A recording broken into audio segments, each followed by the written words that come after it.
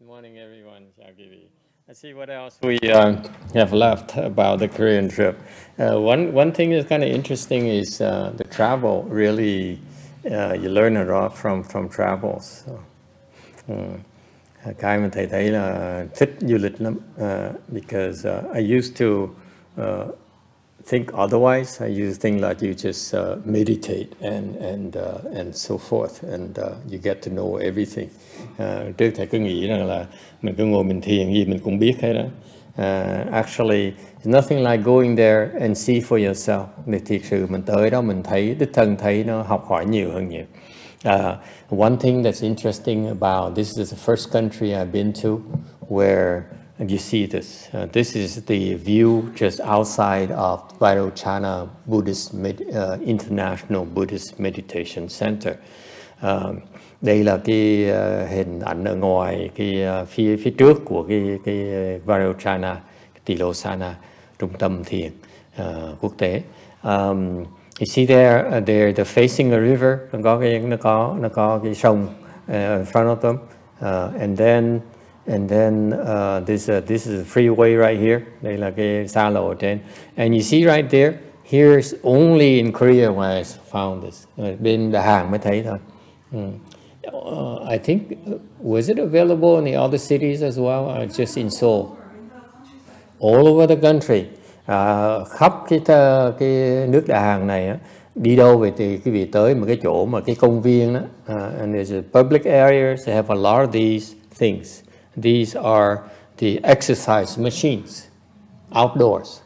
Đây là những cái máy mà tập thể thao của họ mà ở ngoài trời. So you know they go through 4 seasons in Korea. Bên Đà Hàn có 4 cái mùa luôn. So it gets very cold in the winter, extremely cold, and it's very, very hot. Mùa đông là rất là lạnh, mùa hè rất là nóng. And so they have these outside machines they need to everywhere in the country. Đâu cũng có mấy cái khắp nước á, nó đều có những cái máy tập thể thao này. And this is early in the morning, so no one is there, so no one is practicing. Actually, it gets used quite a lot in this area, this particular location. Cái chỗ này nhiều người tới dùng lắm. I have a video which I didn't upload here, but actually a lot of people are using.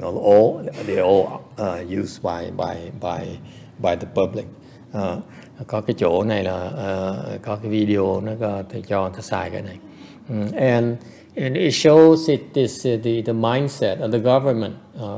Quý vị thấy cái tinh thần của cái chính phủ như vậy đó. They stress health, taking care of your health, maintaining health maintenance. Họ chú trọng cái sức khỏe. And what is interesting is that why is it the Koreans don't live that long? Thầy thắc mắc là tại sao người Đà Hàn sống không có lâu? Why is it? Stress. Huh? Stress. Too much stress. Căng thẳng tinh thần quá đi. Cái xã hội nó căng thẳng dễ sợ. They are under so much stress. And so without the physical exercise it would be a lot worse. Thành ra họ mới biết là thể thao thể dục rất là quan trọng. And yet Buddhism is losing grounds to Catholicism. Đều cái Phật giáo nó bị thua cái Thiên Chúa giáo. Buddhism used to be 80% of the country. After the Japanese occupations, around 80%. Thầy nghe nói đó là sau khi mà nước Nhật nó mới bị đô hộ xong, thoát được nước Nhật á, sự đô hộ của nước Nhật á, thì Phật giáo còn những 80% của cái dân chúng. Now it's about 30%. Bây giờ chỉ còn 30% thôi. Okay. The other 50% is the Catholics. 50% kia là của Công Chúa giáo, Thiên Chúa giáo, không phải Công Chúa giáo. Keep on making fun. And it's funny because it shows that the Buddhism is in disarray. Cho quý vị thấy Phật giáo họ bị lộn xộn nhiều lắm. Okay. To lose so much grounds in so quickly, mất nhiều. All right, it shows that the one thing in the Buddhism has offers meditation and a lot of services. Cái Phật giáo mình có giúp chúng sanh nhiều về cái thiền với lại những cái pháp khác. And yet the Koreans the Buddhists the Korean Buddhists are not that knowledgeable about it. Sự thật là bên Phật giáo người Đà Hàn họ không biết nhiều về cái đó.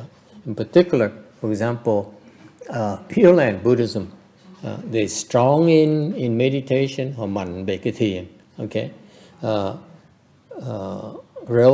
relatively speaking, they're strong in meditation, but they're very weak in Pure Land Buddhism. Sự thật á, là họ mạnh về thiền tương đối thôi, cái trình độ họ rất là yếu. Yes or no? It seems I went there and it seems like a lot of Pure Land Buddhism is basically a lot of ceremonies. Để ý thấy cái Phật giáo bên kia là trình độ toàn là làm lễ thôi. Okay, and even so they have a 49-day service, có 49 ngày, and yet the way they do it is also is not that helpful to the deceased, from what I've seen. Tôi thấy cách họ làm lễ 49 ngày họ cũng không có hiệu quả gì nhiều cho người quá cố.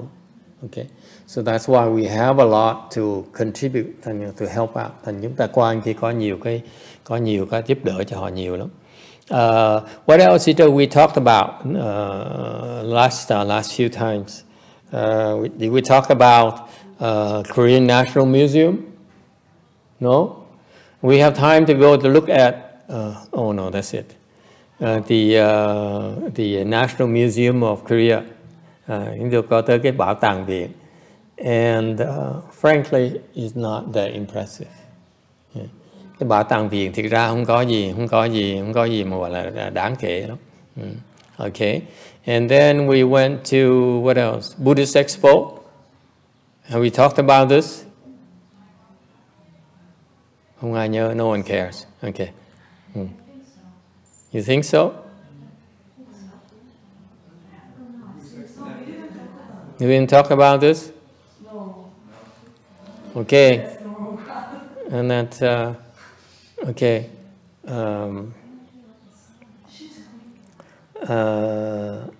This lady is coming in September. Cô này tháng 9 qua đây này.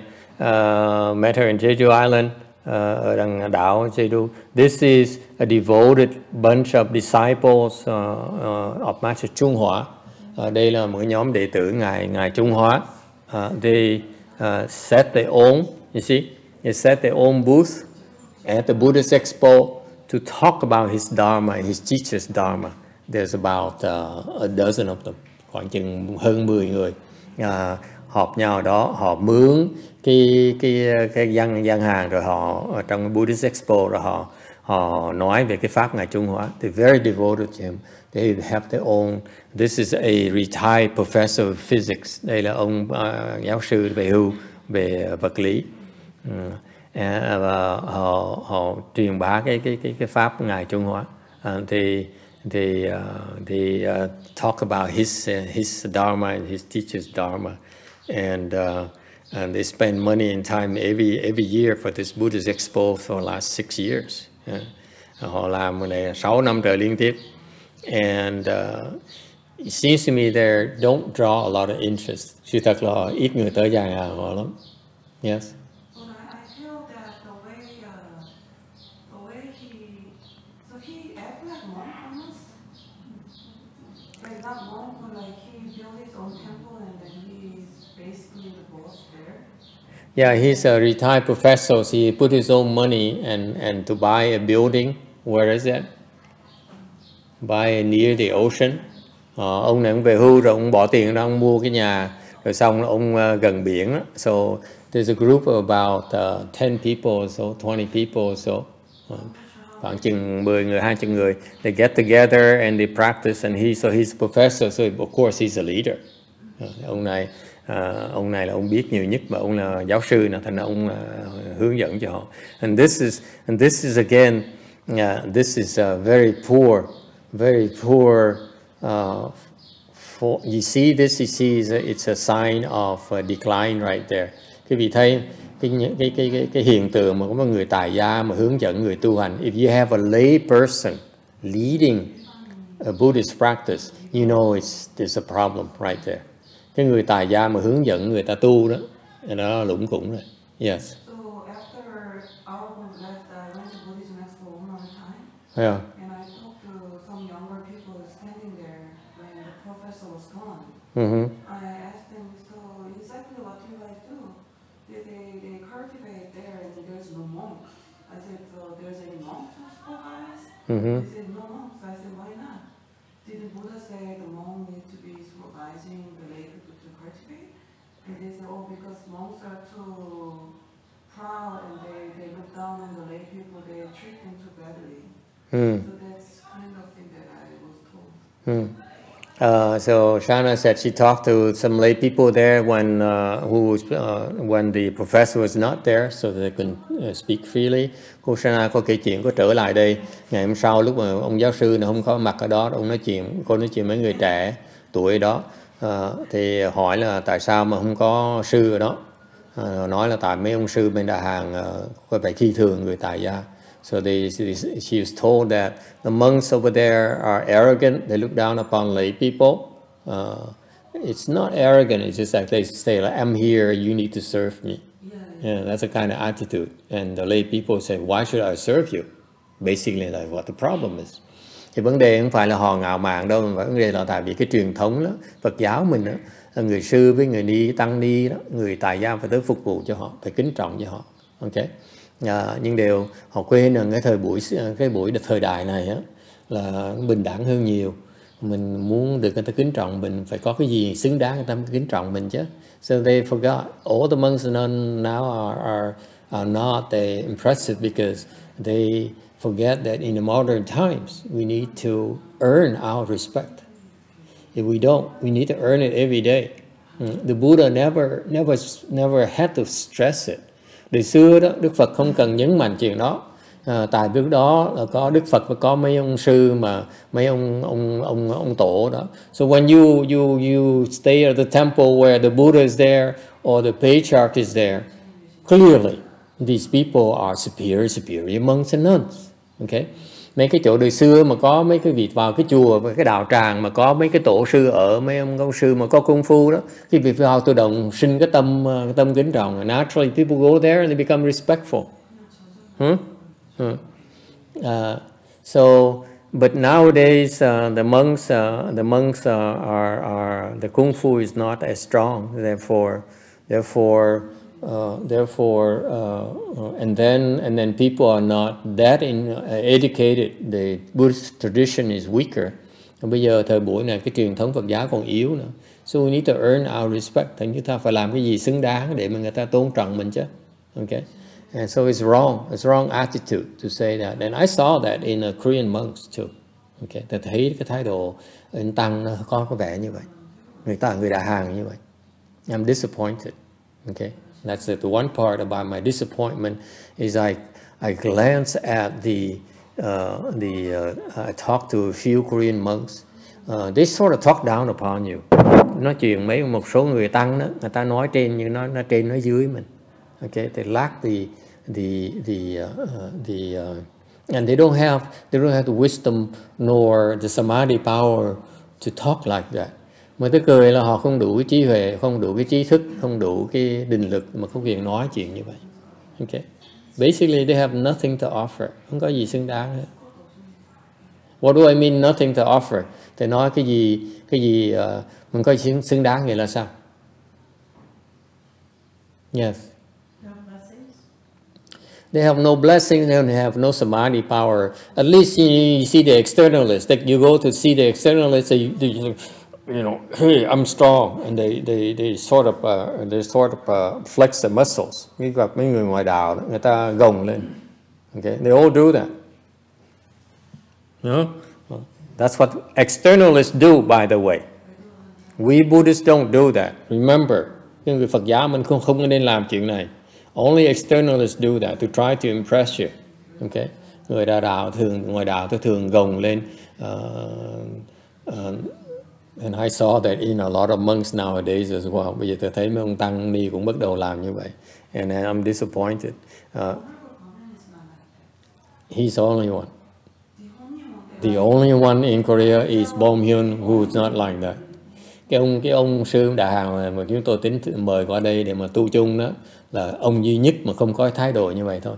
Everyone has a kind of you know you could call it arrogant attitude. When they're around you, they pretty respect you to me too because I'm next to you.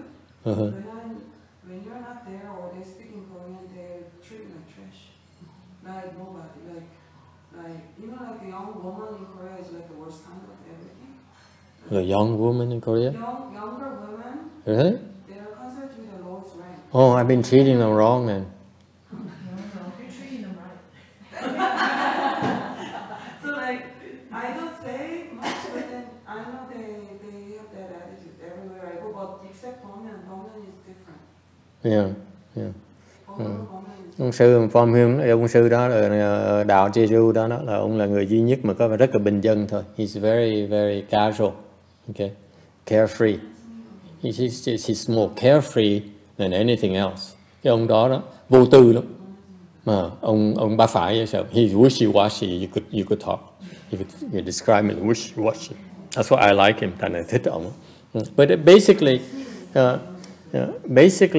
you earn your respect by your virtue. Mình muốn xứng đáng, mình phải có cái đạo đức trong đó.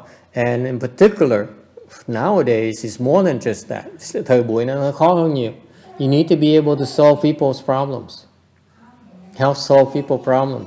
Mình phải có cái khả năng, cái trí huệ để giúp giải quyết cái vấn đề người ta. Okay? And that's how you reinforce people's faith. Thì như vậy người ta mới phát lòng tin được. Okay? If people only talk and talk and talk and talk, it's all a lot of BS. There's a lot of debates, and it amounts to beans. Nếu mình chỉ mở cái miệng trỏ miệng nói thôi mà chỉ bàn qua bàn lại hoài thì đó chỉ là gọi là nói chuyện trí thức thôi. So intellectual stuff. Okay. And because of that lack of skills, and lack of samadhi power, lack of wisdom, that's why lay people lose respect for left-home people. Vì thiếu cái trí huệ, vì thiếu định lực, vì thiếu cái tri kiến, thành ra người tại gia ta không phục người xuất gia. It's not just in Korea, it's everywhere nowadays. Thực sự không phải riêng ở xứ Đà Hàn không, mà bên Việt Nam, bên Mỹ, bên nào cũng phải như vậy hết. Okay? Right? This is that kind of lay people's attitude towards the monks and nuns is quite prevalent everywhere nowadays. Thực sự thái độ mà không quan trọng người tăng rất là thông thường bây giờ. Okay? So we need to adapt. This is a enlightened monk. Ông này là ông Nhị Địa Bồ Tát. So he has with him people who've been cultivating with him, cultivated a long time with him. Ông là một cái vị Bồ Tát, thành ông có rất nhiều đệ tử mà tu với ông thời gian rất là lâu, long time. Okay, and that's the test of that's a real test right there. Quý vị biết không? Quý vị mà có cái duyên mà tới ở gần được một ông thánh tăng mà thời gian càng ngày càng lâu đó, okay, he naturally erupts off you. His goodness and his holiness rubs off you. And một cái người thánh nhân như vậy, quý vị càng lâu đó, quý vị được cái hưởng cái sự thanh tịnh, hưởng cái trí huệ của ông đó, thành quý vị nó đổi con người. You change over time. That's the only way for you to stay there. Quý vị ở lâu, tự động cái tính tình nó đổi. Yes. One thing I'm curious why most Honorable Chama's long-time disciples, right? They are not like they were very open-minded toward you. But only this professor, when I'm there, I feel like there is this blockage. Like he's careful not to, like he's watching what I'm doing or what I say. Like I don't feel I can talk freely with him like other disciples for some reason. Well, he has his territory to defend, so he's committed. So he needs to be He needs to be. He wants to be treated almost the same as a monk. That's why there's problems. He's a leader, so he cannot kowtow to others. That's his problem. He's there to assert his authority and his knowledge. Okay. He's basically very knowledgeable. He's proud of his knowledge. Cái ông này, ông giáo sư này đó, ông không có cởi mở lắm, mà tại vì ta biết là cái thứ này thứ gọi là thứ gì đó, intellectual. What's intellectual in Vietnamese? Trí thức, dân trí thức, you know. And he's very proud of how much he knows about his teachers and his teachers Dharma.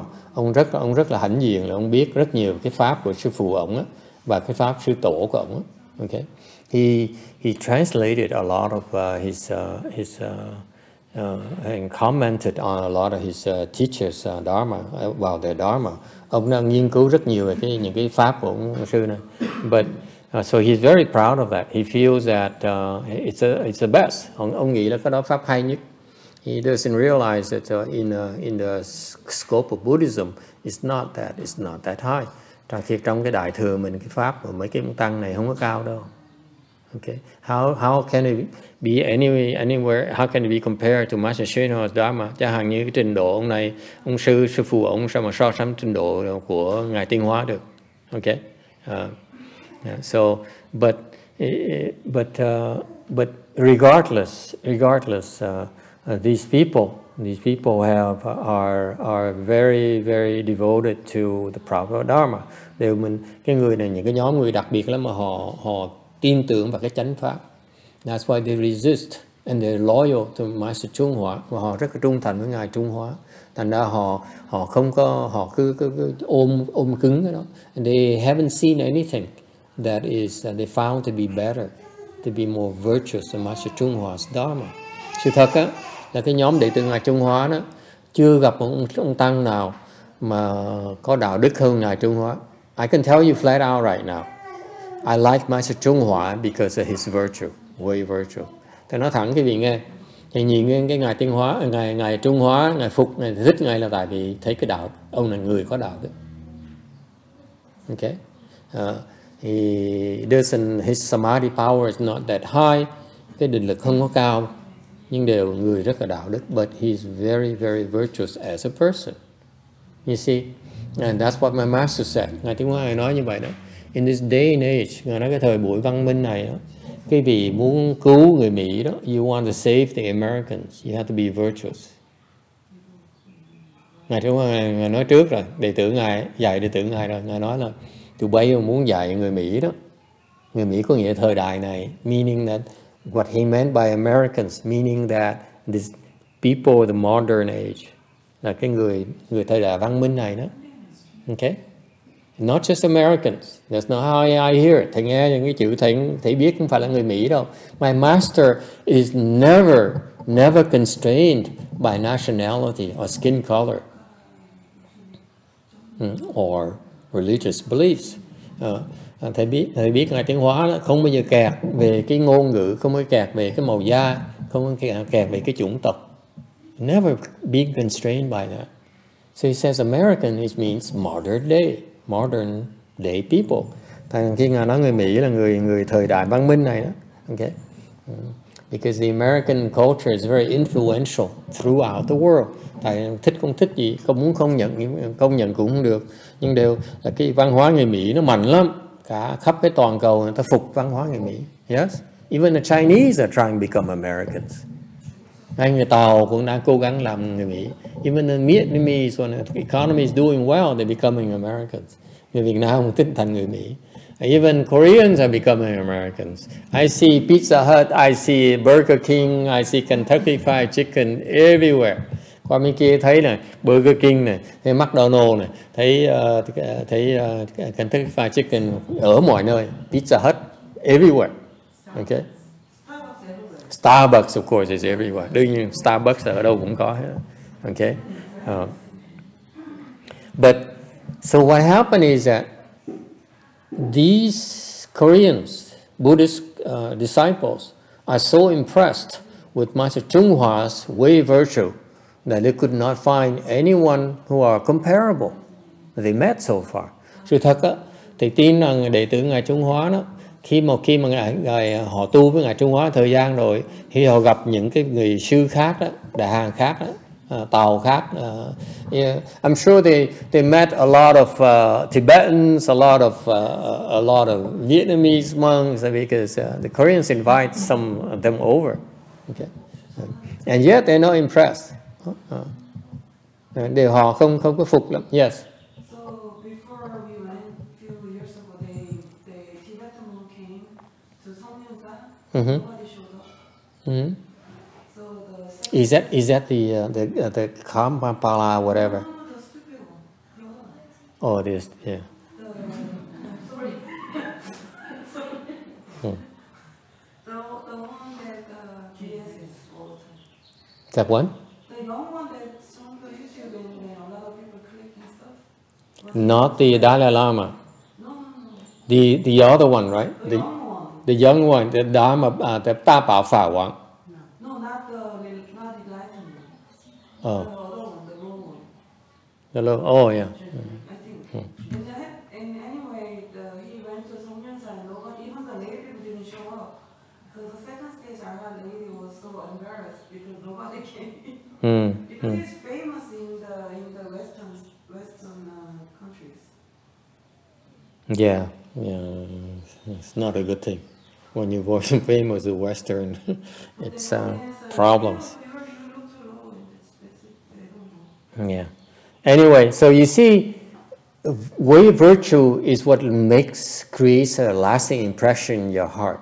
Quý vị biết cái đạo đức là cái nó khiến người ta gây một cái ấn tượng rất là sâu đậm trong cái tâm tư quý vị đó. Okay, once you have that, it's very hard for others to try to impress you. Một khi quý vị thấy cái đạo đức đó rồi á, khó mà thuyết phục quý vị, là khó mà lòe với quý vị lắm. Okay, that's how it happens. All these disciples, những cái người quý vị thấy, những cái người đệ tử này đó, they practice the Master YongHua, they practice under Master YongHua. Họ tu dưới cái trướng Ngài Trung Hóa rồi. And that's why the other Korean monks cannot impress them. That tells you the other monks' level. Một khi mà tu lâu như vậy rồi, những cái ông sư khác đó, không thể nào họ không phục mấy ông sư nào khác. Cho quý vị thấy trình độ mấy ông sư khác là sao. You know, it's very hard to find a enlightened monk in your country. Quý vị biết không? Gặp một ông sư mà giác ngộ đó, ở tới nước quý vị, một cái chuyện đại hy hữu, nó khó dễ sợ lắm. Okay? Because I would tell you this, Master YongHua would never try to kiss up to his disciples. Quý vị biết không? Ngài Trung Hóa đó không có lấy lòng quý vị đâu. Kiss up to it. Try to impress you, try to curry favors from you. Okay. Whereas I know that's why he's not as that's why these great monks are never don't have the biggest temple, don't have the most amount of money. Quý vị biết không? Vì vậy đó, những ông sư mà này đó không bao giờ cái người mà giàu nhất hoặc là nổi tiếng nhất hoặc là nhiều đệ tử nhất. You know that?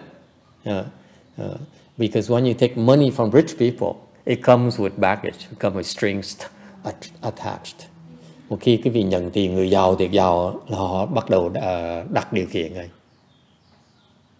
Okay, for example, ví dụ in Taiwan and in Đài Loan có ông sư cô đó, and she's a nun, and there's a layman who sponsor her and help her found Tzu Chi. Yeah, Tzu Chi. Rồi có sư cô đó là có cái ông tài gia, ông giàu lắm, ông ủng hộ sư cô, rồi giúp sư cô thành lập cái từ gì đó, Tzu Chi, từ tế.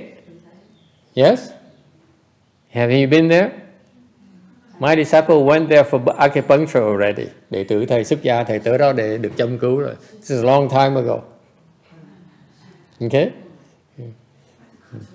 Even they went to CTTB for help. Họ tới Phạm Văn Thành để mà give free dental care cho nha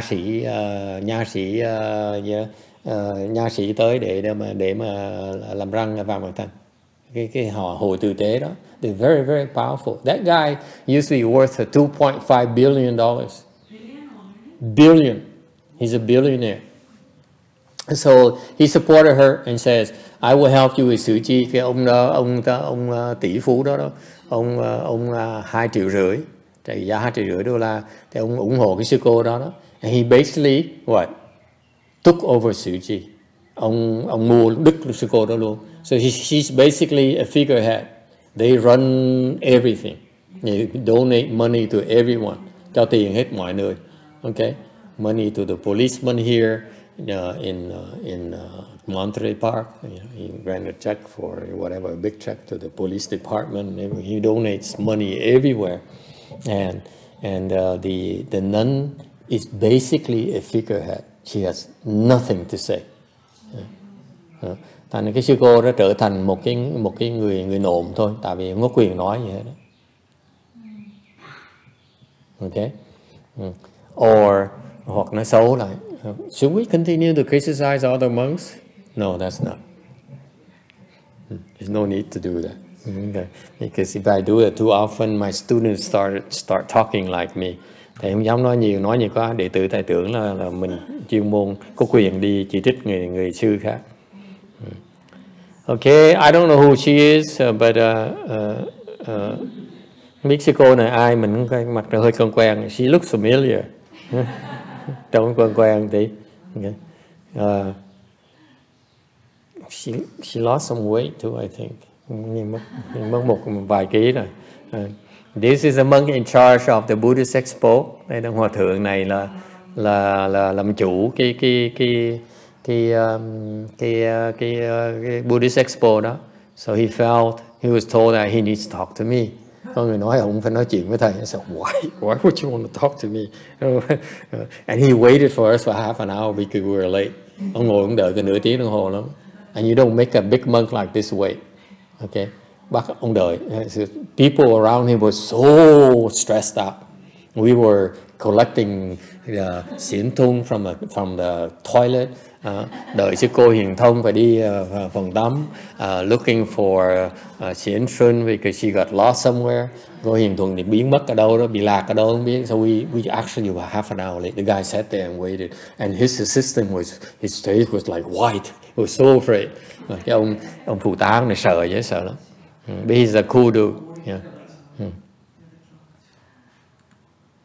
And of course, typical, this is a tea and this is what? The sweets. Người đã hàng vậy, mời cái vị uống trà, bao giờ cũng có đồ ngọt hết. Isn't it cool? Yeah, it's very nice. And then there's the Buddhist art. It's made of paper, the cut paper. Làm bằng giấy, cut paper, different layers. Okay. Yeah, it's all paper here. See, when you look in front, it's all paper. Nhìn thẳng á. You have to look from the side. Cái này nhìn ngang, nhìn thẳng, you cannot tell. Okay, it's so it makes you like you're empty, you near emptiness. Mấy cái người này giống như mình là không vậy luôn. It's a wonderful idea. So the Koreans say in the wall, they say there's no core. There's no core, con người trong là không. Inside is empty, ở trong là không. See that? Very clever. I still prefer wood carvings. Tôi vẫn thích tượng đá hơn. So he actually is very nice. He walked us around. Ông rất là lịch sự. Ông hòa thượng này dẫn thầy đi giới thiệu mấy cái gian hàng. Okay, and he showed us various things. Master YongHua almost bought this. Thì Hiền Trì nhìn cái chuông này, tính mua cái chuông này. And until he found out how much it cost. Tới khi mà thầy biết giá bao nhiêu. He said, how much? 1,500. Master YongHua said, not in the next year. Đợi sang năm mới để dành đủ tiền.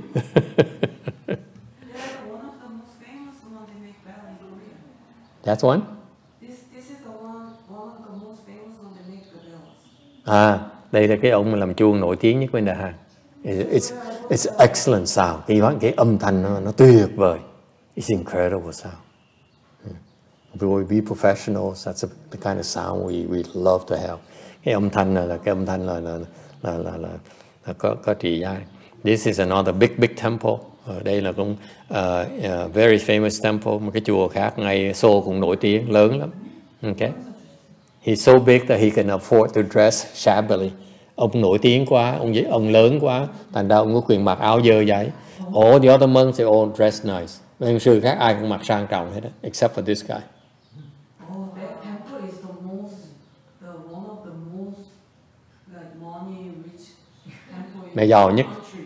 Chùa này chùa giàu nhất. His temple is located in Samsung area where across the conference center. That area, like this small land costs thousands of dollars. And he said, cái ông này là ngay cái chùa địa điểm tốt hay sao, ngay đối diện là hãng Samsung đó. Mà quý vị biết không, bên Đà Hàn á, mấy ông phương trưởng có quyền.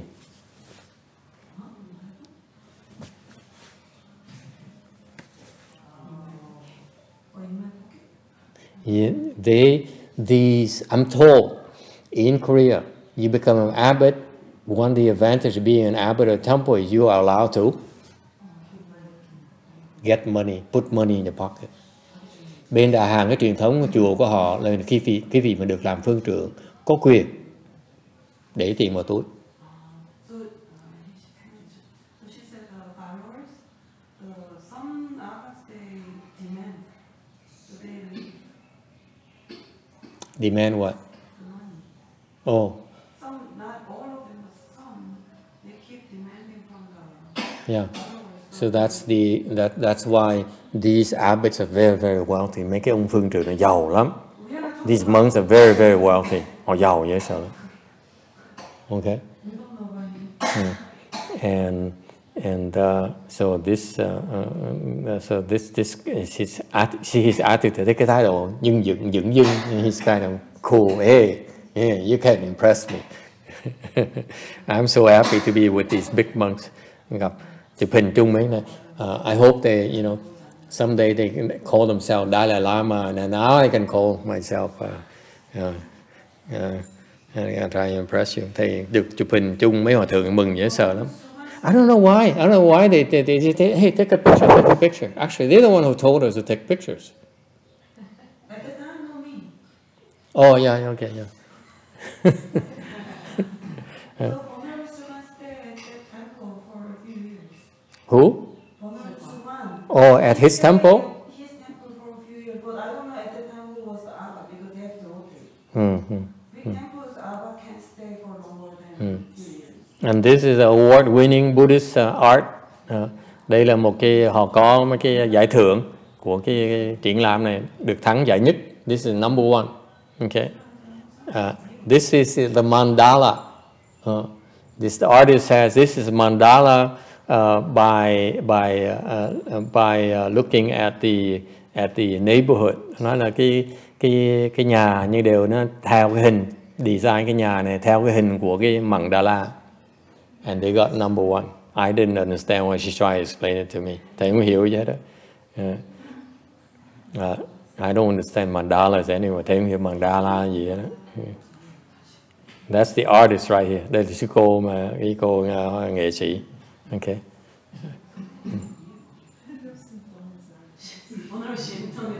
Yeah, Xiển Thông is totally confused. Cô Hiền Thông á.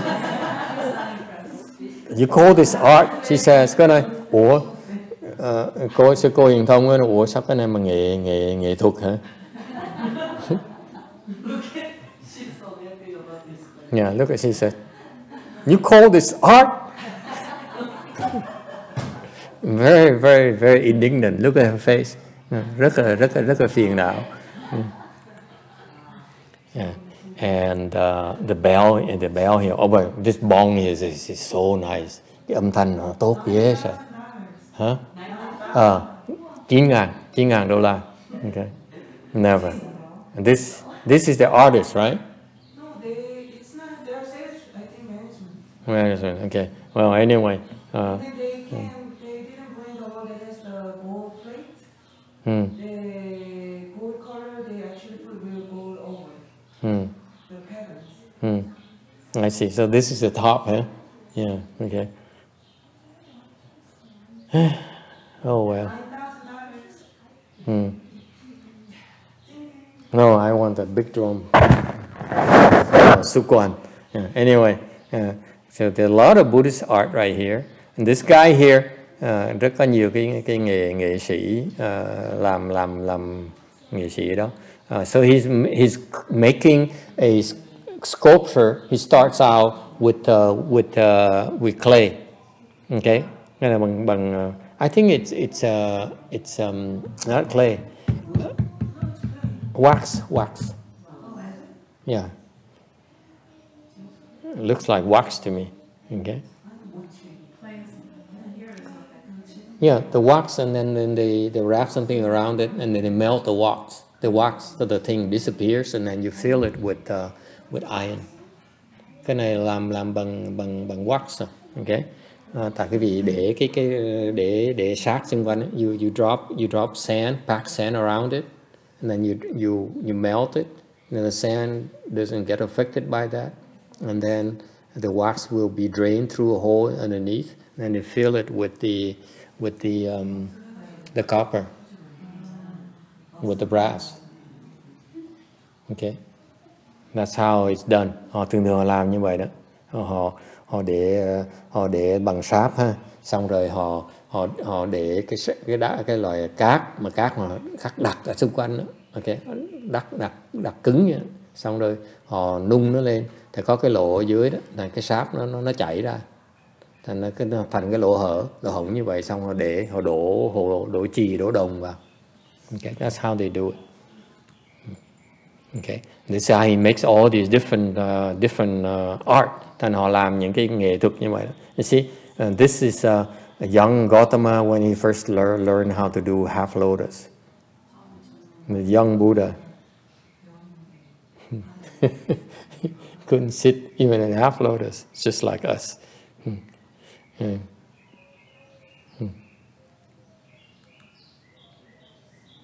This guy here is decorating. Right there, demonstrating how he decorates. He adorns a statue. Ông thờ này, ông nghệ sĩ này, ông biểu diễn là cách mà ông trang nghiêm một cái tượng. She's right now vacuuming all the crystals, the excess crystals.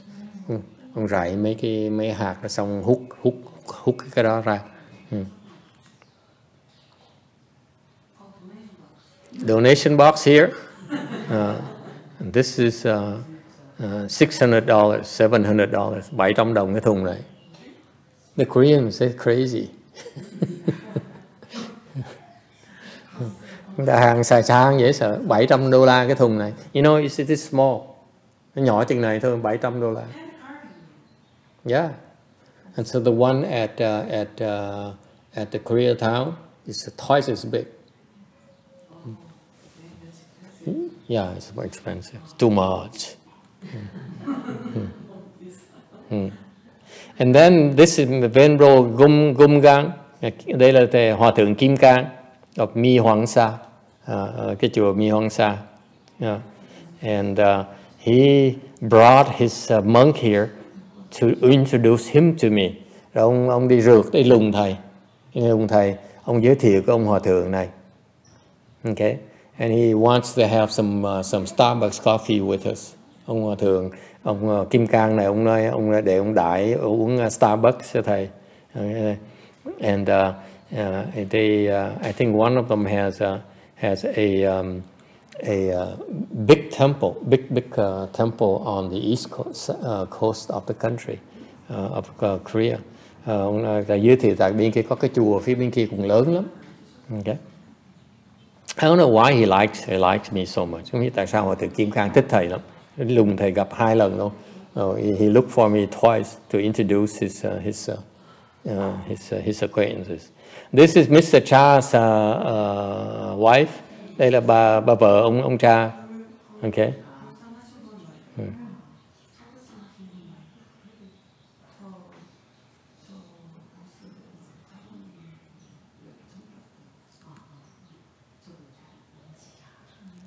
Mr. Cha here, and his assistant here, and so we had tea, of course. He have all these implements. You see all these implements. Quý vị thấy mấy cái đồ uống trà họ, it's like surgical instrument, surgical surgeons stuff. Họ là giống như mấy cái đồ mà ông bác sĩ giải phẫu vậy đó. It's all kinds of things. It's amazing. Họ xài đủ thứ.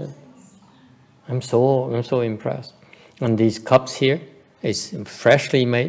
Mấy cái tách trà này mới làm, made of jade powder, làm bằng bột ngọc. Okay, and he baked it. He shaped it and baked it. Okay, so shaped by hand, làm bằng tay nha. It's not by mold. Ông này ông làm từng cái bằng tay. Everyone is handmade.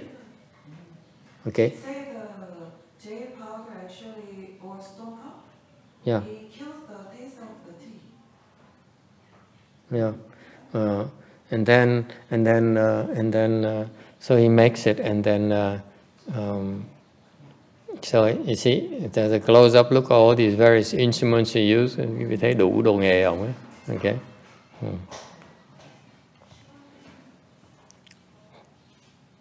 And then he gave us a set here, 8 sets of this, so that we can offer it when we offer people the sweets. Ông đặc biệt cho chúng ta 8 cái bộ này để mà khi mình now I figure out why, because now when we offer the sweets and the tea, now she uses fancy implements. Tại khi mình mời người ta đồ ăn ngọt đó, phải cần có nĩa nào, phải xài mấy cái này nó sang thôi. Okay. He keeps on giving us gifts. This is amazing. So his booth is about 4 booths. Cái chỗ ông là 4 cái gian hàng luôn. Okay. And you see how tastefully decorated he is. Quý vị thấy cái tay người nghệ sĩ đó, nhìn vào cái nó mát mắt dễ sợ. So artistic.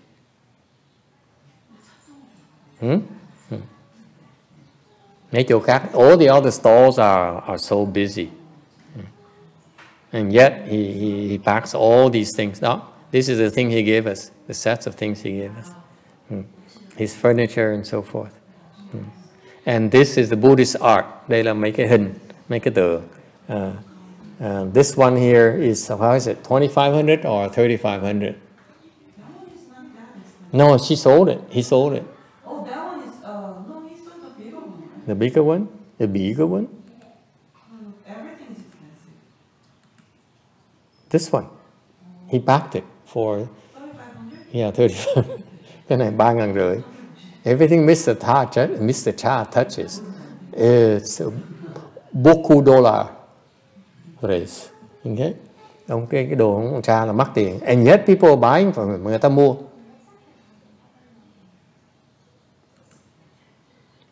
And so this is a cup right here with his own thing.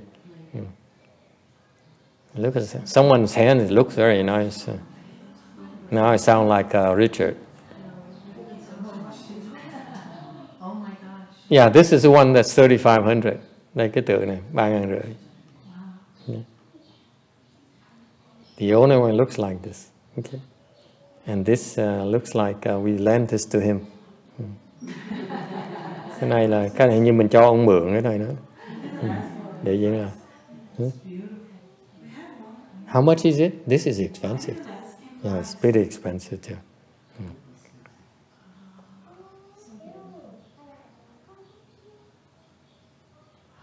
And then I saw him talking to a bunch of old ladies there. Yeah. He's a very good salesman. He can really, kiss the ass. Oh, I see. Cha nói ăn khéo lắm. Okay. This,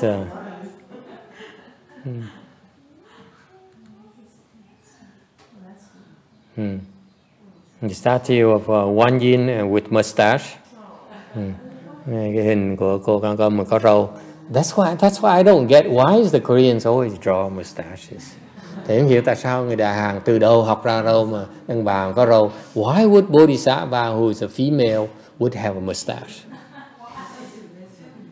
Huh? In Wikipedia in China, they used to, back in old days, they paint Guan Yin Bodhisattva as a man. Koreans, like back in old days.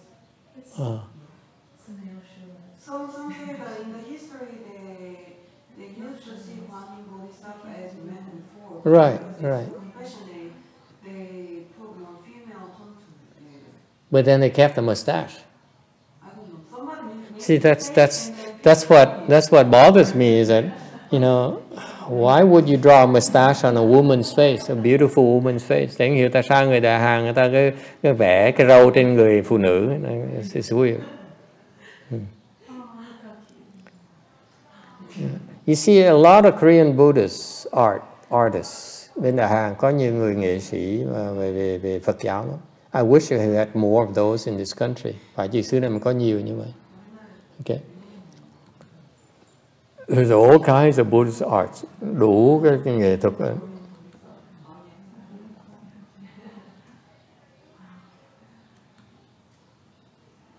Very imaginative. Đúng không? It's empty right here. And light from the wisdom. Quý vị thấy ở trong này trống mà cái ánh sáng. Okay. This is I don't know what the artist meant, but this is the portrayal of enlightened being. Đây là cái hình ảnh của cái người đắc đạo đó. This is it. Okay.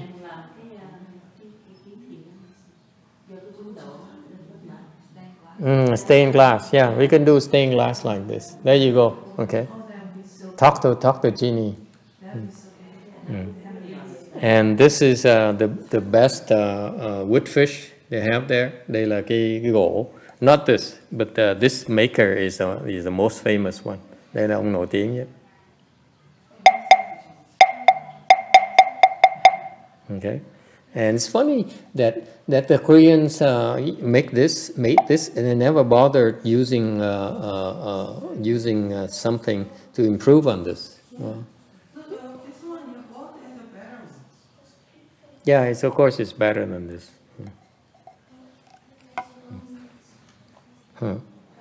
Cái này, this is this a big one or a small one? Looks like a small one.